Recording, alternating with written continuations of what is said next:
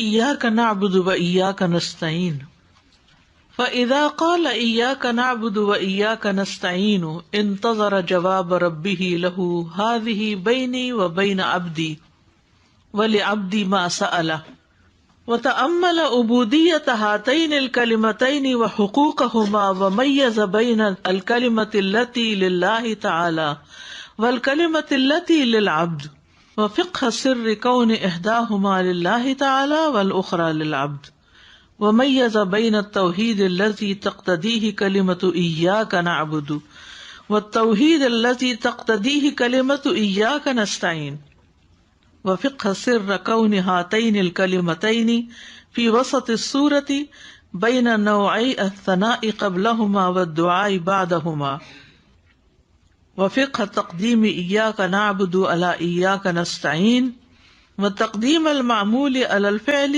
مع أن الاتيان به مؤخرا أوجز وأخسر وسر إعادة الضمير مرة بعد مرة وعلم ما تدفع كل واحدة من الكلمتين من الآفة المنافية للعبودية وكيف تدخله الكلمتان في صريح العبودية وعلم كيف يدور القرآن من أوله إلى آخره على هاتين الكلمتين بل كيف يدور عليهما الخلق والأمر والثواب والعقاب والدنيا والآخرة وكيف تضمنتا لأجل الغايات وأكمل الوسائل وكيف جيء بهما بضمير الخطاب والحضور دون ضمير الغائب وهذا موضع يستدعي كتابا كبيرا ولولا الخروج أما نحن بصدده لأوضحناه وبسطنا القول فيه فمن أراد الوقوف عليه فقد ذكرناه في كتاب مراحل السائرين بين منازل إياك نعبد وإياك نستعين وفي کتاب الرسالة المصریہ۔ ہم صرف تیری عبادت کرتے ہیں اور صرف تجھی سے مدد چاہتے ہیں۔ پھر جب بندہ ایاک نعبد و ایاک نستعین کہے تو اپنے رب کے جواب کا انتظار کرے۔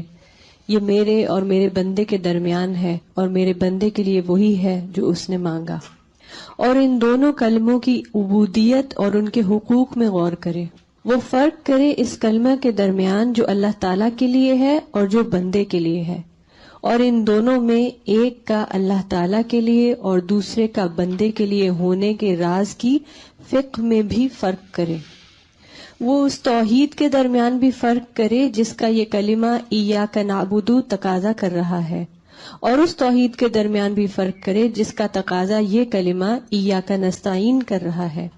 وہ اس راز کی فقہ کی بھی تمیز کرے کہ یہ دونوں کلمے اس صورت کے درمیان میں کیوں واقع ہوئے ہیں، اور ان دونوں سے پہلے دو طرح کی ثنا ہے اور ان دونوں کلمات کے بعد دعا ہے، اور ایاک نعبد کو ایاک نستعین پر مقدم کرنے کی فقہ پر غور کرے، اور یہ کہ مفعول کو فعل سے پہلے کیوں لایا گیا حالانکہ اس کو بعد میں لانا زیادہ مختصر تھا، اور ضمیر کو بار بار لانے کے راز میں بھی غور کرے، اور اس بات کے علم میں بھی غور کرے کہ دونوں کلموں میں سے ہر کلمہ عبودیت کے منافی آفت کو دور کرتا ہے، اور کس طرح یہ دونوں کلمے اس کو خالص عبودیت میں داخل کر دیتے ہیں، اور اس بات کے علم میں بھی غور کرے کہ کیسے پورے کا پورا قرآن اول تا آخر ان دونوں کلموں کے گرد گھومتا ہے، بلکہ کس طرح ساری مخلوقات فیصلے، سزا و جزا اور دنیا و آخرت کے معاملات میں بھی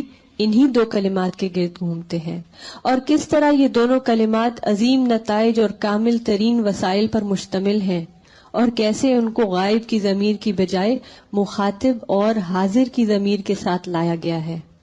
یہ موضوع ایک بڑی کتاب لکھنے کی دعوت دے رہا ہے۔ اگر ہم اس موضوع سے نہ نکل رہے ہوتے جس پر ہم کوشش کر رہے ہیں تو ہم ضرور اس کی وضاحت کرتے اور تفصیلی بات کرتے۔ جو اس کی تفصیل جاننا چاہتا ہے تو تحقیق ہم نے کتاب مراحل سائرین بین منازلی ایاک نعبد و ایاک نستعین میں اس کا ذکر کیا ہے، اور کتاب الرسالۃ المصریہ میں بھی ذکر کیا ہے۔ ایاک نعبد و ایاک نستعین، ہم صرف تیری عبادت کرتے ہیں اور صرف تجھی سے مدد چاہتے ہیں۔ فَإِذَا قَالَ إِيَّاكَ نَعْبُدُ وَإِيَّاكَ نَسْتَعِينُ پھر جب بندہ کہتا ہے ایاک نعبد و ایاک نستعین انتظر جواب ربہ لہ، تو وہ اپنے لیے رب کے جواب کا انتظار کرتا ہے، اور وہ جواب کیا ہے؟ ہذہ بینی و بین عبدی، یہ میرے اور میرے بندے کے درمیان ہے، وَلِعَبْدِي مَا سَأَلَ، اور میرے بندے کے لیے وہ ہے جس کا اس نے سوال کیا۔ وَتَأَمَّلَ، اور وہ غور کرتا ہے، عبودیت ہاتین الکلمتین وحقوقہما، ان دو کلمات کی عبودیت پر اور ان کے حقوق پر۔ وَمَيَّزَ، اور فرق کرتا ہے، بین الکلمۃ التی للہ تعالی، اس کلمے کے درمیان جو اللہ کے لیے ہے، یعنی ایاک نعبد، والکلمۃ التی للعبد، اور وہ کلمہ جو بندے کے لیے ہے، وایاک نستعین، وفقہ سر کون احداہما للہ تعالی والاخری للعبد، اور اس راز کی سمجھ میں بھی، یعنی وہ راز سمجھنے کی کوشش کرتا ہے کہ ان میں سے ایک کلمہ اللہ کے لیے اور دوسرا بندے کے لیے، تو ایسا کیوں ہے؟ ومیز، اور وہ فرق کرتا ہے، بین التوحید، اس توحید کے درمیان، الذی تقتضیہ کلمۃ ایاک نعبد، جس کا تقاضا کرتا ہے کلمہ ایاک نعبد، والتوحید الذی تقتضیہ کلمۃ ایاک نستعین، اور اس توحید کے درمیان بھی فرق کرتا ہے جو تقاضا کرتا ہے کلمہ ایاک نستعین۔ وفقہ سر کون ہاتین الکلمتین، اور ان دونوں کلمات کے ہونے کے راز میں بھی غور و فکر کرتا ہے، یہ سمجھنے کی کوشش کرتا ہے، فی وسط السورۃ، کہ یہ سورت کے درمیان میں کیوں آئے ہیں، بین نوعی الثناء قبلہما، ثنا کی دو قسمیں جو اس سے پہلے آئیں ان کے درمیان، والدعاء بعدہما، اور پوری دعا جو بعد میں آ رہی ہے اس کے درمیان، یعنی ثنا اور دعا کے درمیان میں یہ بات کیوں آئی ہے، اس بات پر بھی غور کرتا ہے۔ وفقہ تقدیم ایاک نعبد علی ایاک نستعین، اور اس بات میں بھی غور و فکر کرتا ہے، یہ سمجھ بوجھ پیدا کرتا ہے، ایاک نعبد ایاک نستعین سے پہلے کیوں ہے، وتقدیم المعمول علی الفعل، اور معمول کا پہلے آنا، یعنی ایاک، معمول یہاں کیا، ایاک، علی الفعل نعبد، فعل پر، اور یہ تاکید جو ہے وہ شدت کے لیے ہوتی ہے، ما ان الاتیان بہ مؤخرا اوجز و اخسر، حالانکہ اس ضمیر کا بعد میں آنا زیادہ مختصر اور جامع ہوتا، جیسے نعبد کا اگر ہوتا تو نعبد کا کہنے کی بجائے ایاک کیوں کہا گیا، ایاک نعبد۔ وسر، اور وہ راز بھی، اعادت الضمیر مرۃ بعد مرۃ، کہ ضمیر بار بار کیوں آئی ہے، یعنی ایاک نعبد و ایاک نستعین کیوں ہے، ہم یہ بھی کہہ سکتے تھے نعبد کا و نستعین کا، جیسے وہ دعا نہیں ہے، نحمد و نستعین و نستغفرہ، یہ خطبے کے شروع میں آتا ہے، یا دعائے قنوت میں بھی آتا ہے۔ وعلم ما تدفع کل واحدۃ من الکلمتین، اور اس بات کے علم میں بھی غور کرے کہ دونوں کلموں میں سے ہر ایک کلمہ جو ہے وہ دور کرتا ہے، تدفع کل واحدۃ من الکلمتین من الآفۃ المنافیۃ للعبودیۃ، یعنی اس آفت کو جو منافی ہے کلمہ عبودیت کے، وکیف تدخلہ الکلمتان، اور کس طرح داخل کر دیتے ہیں اس کو دونوں کلمات، فی صریح العبودیت، خالص عبودیت میں، وعلم، اور یہ علم بھی، یعنی اس میں بھی غور کرے، کیف یدور القرآن من اولہ الی آخرہ، کس طرح گھومتا ہے قرآن اول سے آخر تک، علی ہاتین الکلمتین، ان دو کلمات پر، یعنی پورے قرآن میں یہ جو مرکزی مضمون ہے وہ اسی جملے کا ہے، یہاں عبادت کی بات ہے، یہ استعانت کی بات ہے۔ بل کیف یدور علیہم الخلق والامر والثواب والعقاب والدنیا والآخرہ، بلکہ یہ بھی غور کرے کہ کس طرح گھومتے ہیں ان دونوں پر، یعنی عبادت اور استعانت پر، کون؟ ساری مخلوقات، والامر، اور فیصلے، والثواب اور ثواب، والعقاب اور عقاب، والدنیا اور دنیا، والآخرت اور آخرت، وکیف تضمنتا اور کس طرح مشتمل ہے یہ دونوں، لأجل الغایات بہترین نتائج کے لیے، یعنی کس طرح یہ دونوں کلمات عظیم نتائج اور کامل ترین وسائل پر مشتمل ہیں۔ وکیف جیء بہما بضمیر الخطاب والحضور دون ضمیر الغائب، اور کس طرح ان کو غائب کی ضمیر کی بجائے مخاطب اور حاضر کی ضمیر کے ساتھ لایا گیا ہے۔ جیء بہم ضمیر الخطاب ایاک نعبد، والحضور اور حاضر ہونا دون ضمیر الغائب غائب ضمیر کے بجائے۔ وہذا موضع اور یہ موضوع جو ہے یستدعی کتابا کبیرا ایک بڑی کتاب لکھنے کی دعوت دیتا ہے، تقاضا کرتا ہے۔ ولولا الخروج اور اگر یہ ڈائیورٹ ہونا نہ ہوتا، اما نحن بصددہ اس سے جو ہم کر رہے ہیں، یعنی یہ کتاب اور مقصد کے لیے لکھی جا رہی ہے، اس سے ہم ہٹ نہ جائیں تو لأوضحناہ تو ہم اس کی اور وضاحت کرتے، وبسطنا القول فیہ اور اس میں خوب بات کو لمبا کرتے، بسط۔ فمن اراد الوقوف علیہ تو جو اس سے واقف ہونا چاہتا ہے، فقد ذکرناہ فی کتاب مراحل السائرین بین منازل ایاک نعبد و ایاک نستعین تو ہم نے ان باتوں کا ذکر کر دیا ہے اس کتاب میں جس کا نام مراحل السائرین چلنے والوں کے مرحلے، بین منازل ایاک نعبد و ایاک نستعین ایاک نعبد و ایاک نستعین کے مختلف مقامات کے درمیان، فی کتاب الرسالہ المصریہ اور کتاب رسالہ المصریہ میں بھی اس بات کا ذکر کیا ہے۔ تھوڑا سا لمبا ہے ٹیکسٹ لیکن میں اس کی وضاحت کرتی ہوں دوبارہ۔ یہ کہتے ہیں کہ ہمیں ان سارے امور پر غور کرنا چاہیے کہ ایاک نعبد و ایاک نستعین کو درمیان میں کیوں رکھا گیا مثلا، اور پھر یہ کہ اس میں ایک پارٹ اللہ کے لیے نعبد کس کا حق ہے، عبادت، اور استعانت کس کی ضرورت ہے، بندے کی۔ پھر یہ ہے کہ اس میں توحید کا ذکر ہے، صرف تجھ سے، ایاک پہلے لا کے بات کی گئی، ایاک نعبد و ایاک نستعین، اور عبادت اور دعا جو ہے ان کا تعلق بھی توحید سے ہے اگر وہ شرک سے پاک ہو۔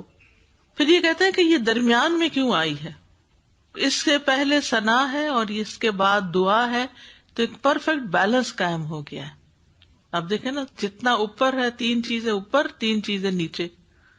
اوپر کون کون سی؟ رب العالمین الرحمن الرحیم مالک یوم الدین، اور نیچے کون سی؟ صراط مستقیم غیر المغضوب علیہم ولا الضالین، اور درمیان میں ایاک نعبد و ایاک نستعین۔ تو یہ ایک سینٹرل پوائنٹ ہے، یعنی کہ نماز کا بھی اور سورۃ الفاتحہ کا بھی اور قرآن کا بھی۔ وفقہ تقدیم ایاک نعبد و ایاک نستعین و تقدیم المعمول علی الفعل ما ان الاتیان بھی مؤخرا اوجز و اخسر۔ تو کہتے ہیں کہ پھر یہ بھی کیوں ایاک نعبد پہلے کیوں آیا ہے اور ایاک نستعین بعد میں کیوں آیا ہے، حالانکہ اس کو بعد میں لانا زیادہ مختصر تھا، اور ضمیر کو بار بار لانے کے راز کے بارے میں بھی غور کیا جائے۔ وسر اعادۃ الضمیر مرۃ بعد مرۃ، یعنی ایک جملے کو ایک ہی طریقے سے ڈالنے کی بجائے 2 دفعہ ایاک نعبد و ایاک نستعین، یعنی اس پہ بھی غور کرنا چاہیے کہ یہ کیوں تکرار ہے، تکرار کس کے لیے ہوتی ہے، تاکید کے لیے، یس، تو اس پر بھی غور کریں۔ اور پھر اس بات پر بھی غور کرنا چاہیے کہ ان دونوں کلموں میں سے ہر کلمہ، ایاک نعبد بھی اور ایاک نستعین بھی، یہ خالص عبودیت میں انسان کو داخل کر دیتے ہیں اور ہر شرک سے بچا لیتے ہیں۔ ٹھیک ہے، جب عبادت اللہ کے لیے ہوگی، جب استعانت اللہ سے ہوگی، تو انسان کو کسی اور در پہ جانے کی ضرورت ہی نہیں، اور اس سے توحید لازم آ جاتی ہے۔ اور پھر یہ بڑی مزے کی بات کی کہ یہ صرف نماز ہی میں نہیں ہے، قرآن میں بھی غور کریں تو یہی 2 چیزیں آپ کو ملیں گی جو بندے کی ضرورت ہے۔ اور پھر خاص طور پر ساری مخلوقات کے فیصلے، سزا، جزا، دنیا اور آخرت کے معاملات بھی ان کلمات کے گرد گھومتے ہیں، اور یہ دونوں کلمات عظیم نتائج، کامل ترین وسائل پر مشتمل ہے، اور کیسے ان کو غائب کی ضمیر کے بجائے مخاطب اور حاضر کی ضمیر کے ساتھ لایا گیا ہے، یعنی ایاکا ڈائریکٹ مانگا گیا ہے. یہ نہیں کہا نحمدہ ونستعینہ ونستغفرہ، بلکہ کیا کہا گیا؟ ایاک نعبد، تاکہ دعا میں زیادہ زور ہو اور قبولیت زیادہ ہو. یعنی بعض اوقات کسی کے ذریعے پیغام پہنچانے سے بہتر کیا ہوتا ہے؟ ڈائریکٹ میسج دینا. پھر یہ کہتے ہیں کہ یہ تو ایسا ٹاپک ہے جس پہ پوری کتاب لکھی جا سکتی ہے، لیکن ابھی میں بس اتنا ہی لکھ رہا ہوں، اور اگر کسی کو تھوڑا زیادہ پڑھنا ہے تو ایک اور کتاب انہوں نے بتائی ہے کہ اس میں تفصیل پڑھ لیں، ایاک نعبد و ایاک نستعین کی. تو بنیادی طور پر یہاں دو باتیں ذکر کی گئی ہیں، ایک ہے عبادت اور ایک ہے استعانت. عبادت کا مطلب تو اللہ کی بندگی کرنا، اور استعانت کا مطلب اللہ سے دعائیں مانگنا. ٹھیک ہے. عبادہ کا معنی ہوتا ہے نرمی اور ذلت بھی، اور دوسرا معنی اس کا شدت اور سختی بھی ہوتا ہے.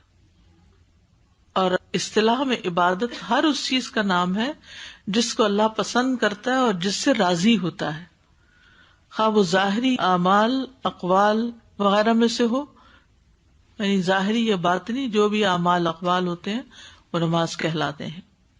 نماز عبادت ہے، صدقہ عبادت ہے، روزہ عبادت ہے، حج عبادت ہے، نیکی کا حکم عبادت ہے، برائی سے روکنا عبادت ہے.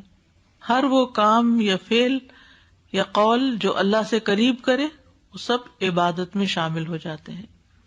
اور استعانت کا لفظ جو ہے یہ عین و نون سے ہے، اون سے، ایک دوسرے کی مدد کرنا. تو امام ابن تیمیہ کہتے ہیں کہ استعانت سے مراد اللہ کی مدد طلب کرنا ہے، اور مخلوق سے ایسے امور پر مدد طلب کرنا جن پر وہ قدرت رکھتے ہوں. ٹھیک ہے. یعنی ہم کہتے ہیں نا ہم صرف تیری عبادت کرتے ہیں، تو پھر سوال یہ پیدا ہوتا ہے کہ کیا ہم کسی سے نہیں کہہ سکتے رہے مجھے پانی پکڑا دیں؟ مدد تو ہم اس سے بھی طلب کر رہے ہیں، تو پھر فرق کیا ہے؟ کیا ایسے کر سکتے ہیں؟ کسی انسان کو کوئی کام کہہ سکتے ہیں؟ جی ہاں، بالکل. اور اللہ تعالیٰ تو ہر چیز پر قادر ہے. صحیح فرمایا. کیا سمجھ میں آیا ہے؟ عبادت اور استعانت کیا ہے؟ یعنی عبادت ہے ہماری طرف سے رب کو دینا، اور استعانت کیا ہے؟ اس سے مدد مانگنا، یعنی لین دین ہے، گیو اینڈ ٹیک. ایکسرسائز عبودیت کے منافی آفات کو دور کرتا ہے، اور شرک وغیرہ کو. ایاک نعبد، صرف تیری عبادت کرتے ہیں، تو اس سے جتنی بھی اس کے علاوہ چیزیں ان سب کی نفی کرتے ہیں، لا الہ الا اللہ کہتے ہیں. ٹھیک ہے. اور استعانت بھی صرف تجھ سے مدد مانگتے. اسی تو میں یہ سوال کر رہی ہوں کہ جب ہم یہ کہہ رہے ہیں ایک طرف کہ صرف تجھ سے مدد مانگتے، پھر ہم کسی کہتے ہیں پانی لاؤ، تو صرف تجھ سے تو نہ ہوا. پھر تو کیا مطلب ہے پھر اس کا؟ کہ جن چیزوں پہ بندے قادر ہیں ان سے اس کام میں ہیلپ لینا ایاک نستعین کے منافی نہیں. لیکن بندوں سے وہ توقعات رکھ بیٹھنا یا وہ مانگنا جو ان کے بس میں نہیں، کہ وہ اولاد دے دیں یا نعوذ باللہ قسمت بنا دیں، وہ غلط ہے. سمجھے؟ السلام علیکم استاذہ. یہ پڑھ کر کے نا میرا تو دماغ سمجھے کہ ایک طرح سے وہ ہو گیا نا، اور مجھے نا وہ بات یاد آ رہی تھی سورہ مطففین میں ہم نے پڑھا تھا نا کہ ذرہ برابر بھی کمی اور وہ جو ہے نا دیکھی جائے گی نا. ویل للمطففین. ہاں، تو اس کے اندر جیسا ہم کریں گے انشاءاللہ اللہ سے امید کرتے ہیں ویسا ملے گا، لیکن کوتاہیوں کے لیے بس اللہ تعالیٰ معاف کرے ہم سب کو. آمین آمین. سادہ میرے ذہن میں اس کی پکچر کچھ اس طرح بن رہی تھی کہ جیسے ہم کسی آرگنائزیشن کے لیے اپنے آپ کو پیش کرتے ہیں کام کرنے کے لیے، تو ہم پہلے ان کو ایک جاب لیٹر لکھتے ہیں، اس میں ان کی تعریف لکھتے ہیں اور یہ سب کچھ ان کی اچھائیاں لکھتے ہیں. اس کے بعد جب وہ ہمیں ہائر کر لیتے ہیں تو ہم ایک بانڈ سائن کرتے ہیں کہ ہم صرف انہی کے لیے کام کریں گے، اور پھر ان کی طرف سے ہوتا ہے کہ جو بھی ہوگا، جو بھی بینیفٹس ہیں یا سیلری ہے وہ صرف ہمارے ہی لیے ہوگی. تو ہم کچھ کر کے دیتے ہیں انہیں تو پھر وہ ہمیں دیتے ہیں، اور پھر ہم باقی کسی اور کے لیے نہیں ہوتے، ہم صرف پھر انہی کے لیے کرتے ہیں. لائلٹیز. لائلٹیز بالکل بالکل. اللہ سبحانہ وتعالیٰ نے قرآن مجید میں کئی جگہ پر عبادت، استعانت یا توکل کو ملا کر بیان کیا ہے. ٹھیک ہے نا، کیونکہ اللہ کی مدد کے بغیر، اپنے تمام کاموں کو اس کے حوالے کیے بغیر، توکل کیے بغیر ہم عبادت کو کامل طریقے سے انجام نہیں دے سکتے. شیخ الاسلام ابن تیمیہ کہتے ہیں، میں نے سب سے نفع بخش دعا پر غور کیا تو وہ ہے اللہ سے اس کی پسندیدہ چیزوں کی توفیق پر مدد مانگنا. استعانت میں مدد جو مانگتے ہیں ہم کس چیز کی مدد مانگ رہے ہیں؟ نیکیوں کی توفیق کی. سب سے جامع دعا ہے کہ اللہ ہمیں توفیق دے دے، ہم سے کروا لے. اسی لیے آپ دیکھیں جب توفیق ہو جاتی ہے نا تو بعض اوقات ایک معمولی سا کمزور سا انسان بہت کچھ کر جاتا ہے، اور بعض اوقات سب کچھ ہوتے ہوئے بھی توفیق نہیں ہوتی کہ ایک تنکا بھی انسان کچھ توڑ کے دورہ کرے. یہ بہت خوبصورت دعا ہے کہ اللہ توفیق دے دے. رب اعنی علی ذکرک و شکرک و حسن عبادتک. اسی وجہ سے ابن تیمیہ جو تھے وہ اپنے سجدوں میں یہ دعا مانگا کرتے تھے، رب اعنی علی ذکرک و شکرک و حسن عبادتک. معاذ بن جبل سے روایت ہے کہ رسول اللہ صلی اللہ علیہ وسلم نے ان کا ہاتھ پکڑا اور فرمایا، اے معاذ، اللہ کی قسم مجھے تم سے محبت ہے، اللہ کی قسم مجھے تم سے محبت ہے. پھر کہا، اے معاذ، میں تمہیں وصیت کرتا ہوں کہ ہر نماز کے بعد اس دعا کو ہرگز پڑھنا نہ چھوڑنا. اللہم اعنی علی ذکرک و شکرک و حسن عبادتک. کتنی جامع دعا ہے. اللہ میری مدد کر اپنا ذکر کرنے کی اور اپنا شکر ادا کرنے کی اور اپنی خوبصورت عبادت کرنے کی، اچھی طرح عبادت کرنے کی. کیونکہ ہم جتنی مرضی کوشش کر لیں جب تک وہ نہ مدد کرے کر نہیں پاتے.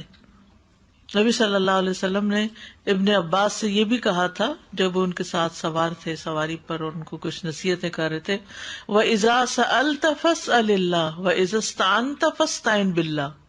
جب سوال کرو تو اللہ سے سوال کرو، جب مدد مانگو تو بس اللہ ہی سے مدد مانگو. اللہ سے مدد مانگنا کیا ہے؟ عبادت ہے. اور استعانت سے پہلے عبادت کرنی چاہیے. نبی صلی اللہ علیہ وسلم ایک دفعہ بارش کی دعا کے لیے نکلے تو آپ نے قبلہ رخ کر کے اپنی چادر پلٹ لی اور آپ نے خطبے سے پہلے نماز پڑھائی، پھر دعا کی. تو ہم عام طور پر کیا کرتے ہیں؟ دعا کب کرتے ہیں؟ آخر میں کرتے ہیں. کوئی بھی نیک کام کر کے شروع میں کیا کرتے ہیں؟ اللہ کی تعریف و تحمید بیان کرتے ہیں. نبی صلی اللہ علیہ وسلم قیامت کے دن جو شفاعت کریں گے اس سے پہلے کیا کریں گے؟ طویل ترین سجدہ، اللہ کی حمد و ثنا بیان کریں گے.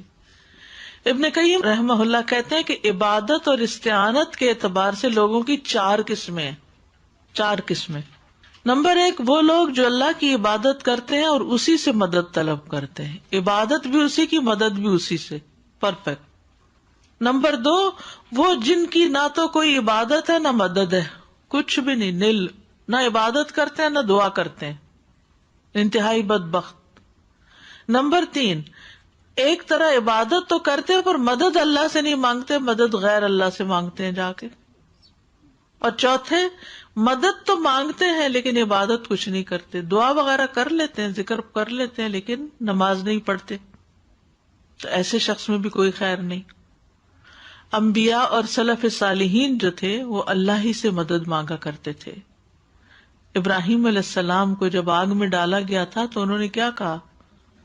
حسبنا اللہ و نعم الوکیل.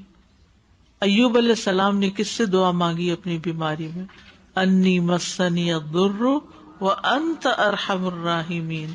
نبی صلی اللہ علیہ وسلم مشکل حالات میں کیا کرتے تھے؟ یا حی یا قیوم برحمتک استغیث. حضرت عائشہ پر جب الزام لگا تھا تو انہوں نے کیا کہا تھا؟ فاللہ المستعان علی ما تصفون. جو بندہ اللہ سے اپنی حاجتیں مانگتا ہے اللہ اس کو وہاں سے رزق عطا کرتا ہے جہاں سے وہ سوچ بھی نہیں سکتا. اگر نقصان ہو اور پھر انسان اللہ کو یاد کرے تو اللہ تعالیٰ اس کی تلافی کر دیتا ہے. پھر یہ اس میں جو